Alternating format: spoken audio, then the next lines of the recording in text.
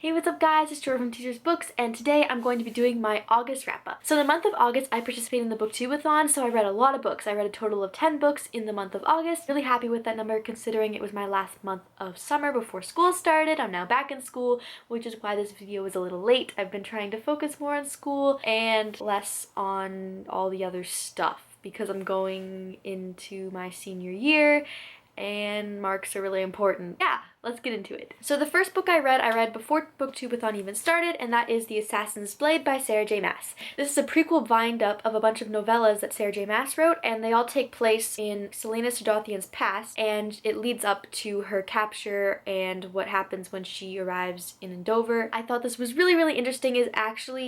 I found it the most fast-paced out of all of them, to be honest, because it was just so interesting to see like how everything led up and how her relationship with Sam developed and all that fun stuff. And I feel like I really got to know Celaena on a different level, and I'm hoping that she'll write more prequels. I don't think she plans to, but it would be really awesome to read some more. I gave this book 5 out of 5 stars, and I can't wait to read the rest of the series because I just love this world. It's so awesome. The next few books I read during the Book WoooHooo. I'm not going to go into too much detail about what I thought of the books because I did mention that in my Book WoooHooo wrap-up. You can check that out here. I'm just gonna say what the book's about and what I rated it. The first book I read during the Book WoooHooo was Daughter of Smoke and Bone by Laini Taylor. This was recommended to me by a friend, and I really enjoyed it. I gave it 5 out of 5 stars.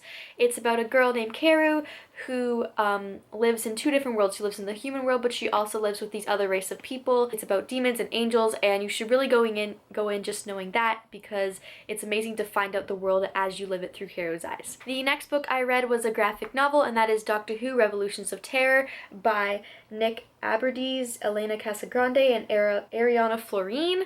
Sorry if I pronounced any of those names wrong, but I'm really bad at that. This is just a few short comics about Doctor Who and his adventures with a different companion. I think I gave this book 3 out of 5 stars. It wasn't my favorite, and I feel like the only reason I enjoyed it was because it was Doctor Who. If it was just a time-traveling guy who went around doing stuff like that, I wouldn't have found it as interesting. Next book I read was Half-Blood by Jennifer L. Armentrout. I gave this book 5 out of 5 stars. I loved it so much. It's about Greek mythology, basically like a teenage version of Percy Jackson, kind of. It's about 2 different races of these Greek descendants, and one's like the higher class, one's the lower class, and the lower class are training to be like army people in this academy, and it's just really good, and I highly recommend it. I'm so happy I ordered this series because it's so good and I can't wait to continue it. The next book I read was Captain America Civil War by Marvel. This was a collection of Captain America 22 to 24 and the Winter Soldier Winter Kills one-shot. I did enjoy this. I was a little bit confused considering it was my first novel, Marvel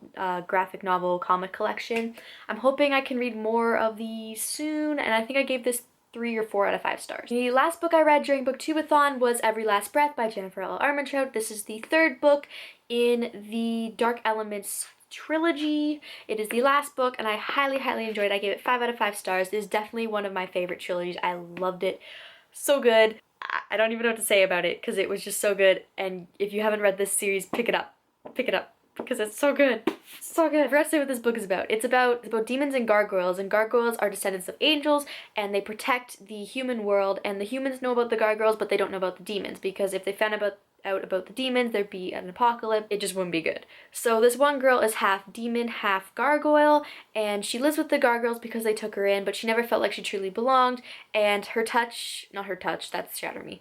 If she kisses someone or gets too close to someone, she sucks out their soul. It's really good. Again, just read it. The first book I read after the Book WoooHooo ended, I actually started during the Book WoooHooo listening to it on audiobook, and that is Ready Player One by Ernest Cline. This is a sci-fi novel. It takes place in like the future, so 2045-ish, 2050-ish, and it's about this guy who created this game called the Oasis, and the Oasis is basically this huge video game where everyone lives their lives because they're neglecting the human world and they don't want to admit that their world is going to shit. So they live in the Oasis instead through like masks and gloves, and they play in there. People get married on the Oasis, people have their whole lives on this video game. And so then when the guy dies who created it, his name is Halliday, in his will he sends out a video to everyone on the Oasis, which is the entire world, and he says, whoever can find my hidden Easter eggs in the game, there are 3 keys and each key opens a gate, and when you complete complete each gate, you get a clue to the next key, and once you open the third gate, you get my entire fortune, you get complete control of the oasis. So this boy named Wade decides he wants to try to find it because he knows everything about 80s pop culture references, which is a huge major part in this book and in the games. But there's also this corporation going after it because they want to take over the oasis and make money off of it by charging a monthly fee, and the oasis is free to play for anybody. That's how Halliday wanted it, and so that's how it stayed. Really, really good book. Yeah, it's really, really good. And the next book I read was actually a reread for me, obviously, and that is Harry Potter and the Philosopher's Stone. Change that. It's not sorcerers, it's philosophers. Like, get it right. Jeez. I reread this book because I decided it was time to start rereading Harry Potter. I loved it. 5 out of 5 stars.